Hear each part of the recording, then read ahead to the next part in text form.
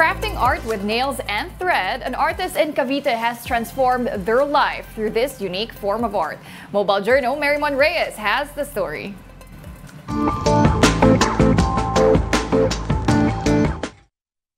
May mga nakilala na tayong cartoonist, clay sculptor at scribbling artist. Ngayon naman ay ating kilalanin ng isang manlilikha ng sining na ang gamit niya naman ay mga sinulid.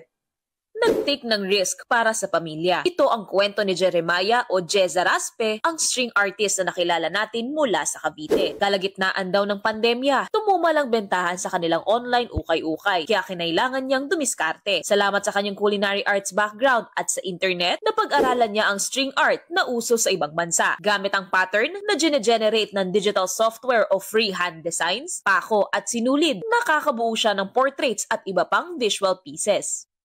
Sa bawat pako naman po, may mga numbers naman po. Binibilang po namin. Para alam niyo po yung cross stitch. Susundan po yun kada pasok. Sa isang board po kasi namin, 368 na pako or pins. So, halimbawa, nag-generate po ng pattern, tapos, kunyari, nag-start ng 1, hanapin mo 1, tapos start ng 1, next naman 100, hanggang mag-create po siya ng mukha. Nagmumula sa 2,500 pesos pataas ang string art. Inaabot ng ilang oras hanggang araw ang paggawa nito. Hindi niya inakalang magiging patok itong obra. Pero dahil daw dito, naiahon at nabigyan niya ng magandang buhay ang kanyang pamilya. Kailangan talaga mag-pray. Kailangan talaga humingi ng guidance sa Panginoon para mas malinaw yung plano, na magiging plano natin. Para itong bagay na naisip natin or na gagawin, is magiging productive, mas magiging successful. And kailangan lang din maging passionate dun sa ginagawa natin.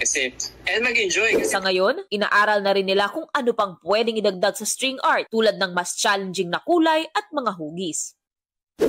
Huwag daw matakot sumubok ng mga bagay na bago sa paningin o kaalaman. Dahil lalo na sa mundo ng sining, nagiging posible ang imposible.